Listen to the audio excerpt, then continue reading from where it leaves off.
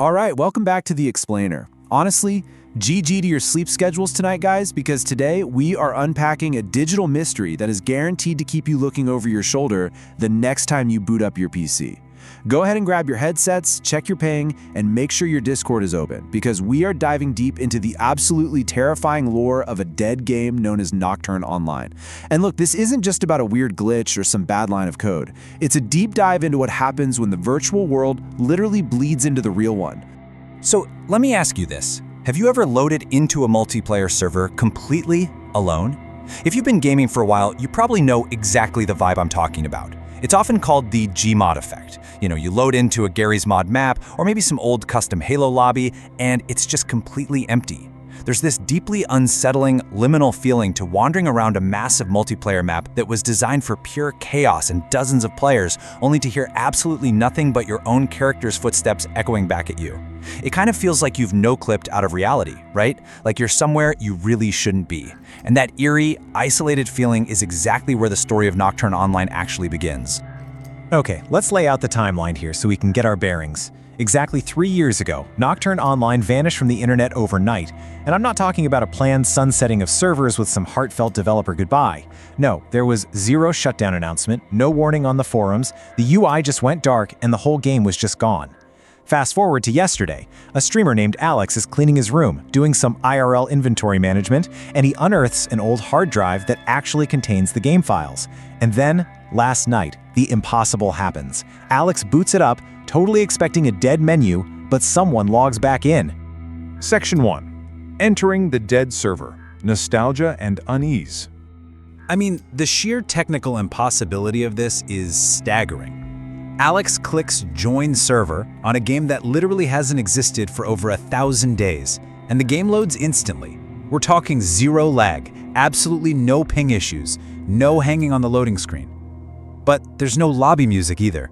It's just this incredibly low static hum and the dark, flickering streetlights of an abandoned in-game city. For any veteran gamer, an instant load time on an unmaintained, dead server is the ultimate red flag. Those servers shouldn't even exist to accept the connection, yet here he is, standing in the digital rain.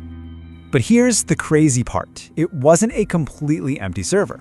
As Alex's UI loaded in, he naturally checked the player list, and sitting right there in the corner of his monitor was the number 1. Despite the entire game being scrubbed from the internet 3 years prior, there was exactly one other player online. Section 2. The Doppelganger Glitch, an uncanny encounter.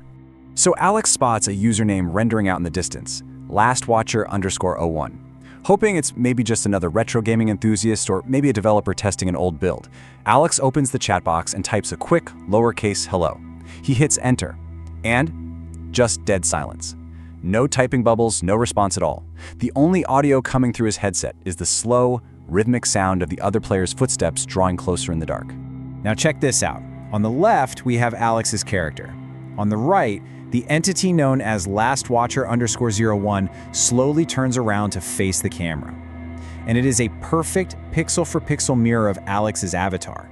So why is this so uniquely terrifying for a gamer? Well, your avatar is your customized identity in that world. It's you. Seeing it perfectly duplicated and being piloted by something totally silent and unresponsive triggers this massive uncanny valley response. It's not an NPC, it's not another player, it literally feels like the game itself has grown a face and is staring directly back at you. Section 3. A terrifying softlock, losing control.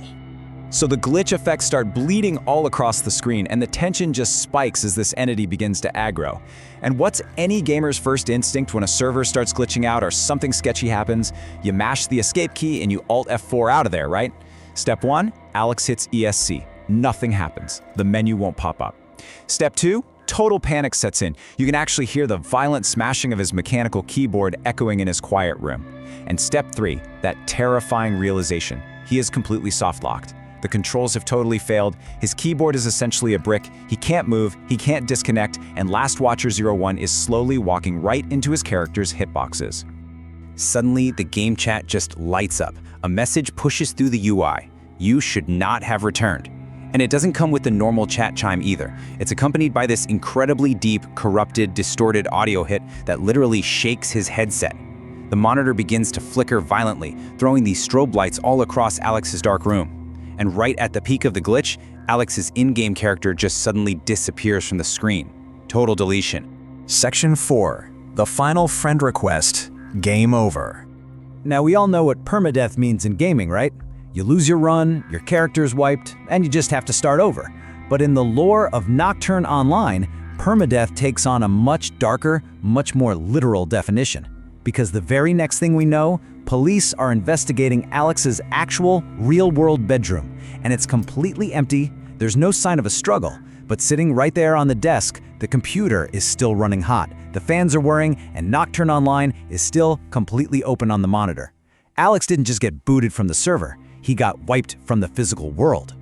Just imagine the atmosphere in that empty room for a second.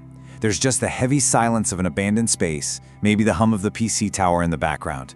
And then, the ultimate jump scare. The silence is broken by a crisp, sudden notification chime piercing right through the computer speakers. A small box pops up in the corner of the abandoned monitor.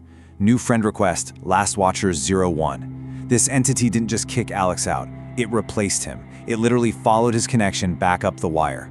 Imagine a slow zoom right onto that glowing monitor as one final message appears in the chat log of the empty room. Now, there are 2 players online. It is such a chilling, deadpan drop that heavily implies Last Watcher _01 has fully crossed over. And now, the server of the real world has a brand new, unwanted player roaming around. Before you can even really process it, the screen just cuts to loud, jagged static. And that brings us to the end of our explainer today. We've traced the timeline, we've analyzed that terrifying soft lock, and we've seen the real-world permadeath of a streamer who really just wanted to play an old game. And it leaves us with a lingering, deeply unsettling question. If you found an old hard drive with a forgotten game, and against all odds, the server fired up with exactly 1 active player inside, would you log in? Thanks so much for joining me on this deep dive. Stay safe online, keep an eye on your friend requests, and I'll see you in the next explainer.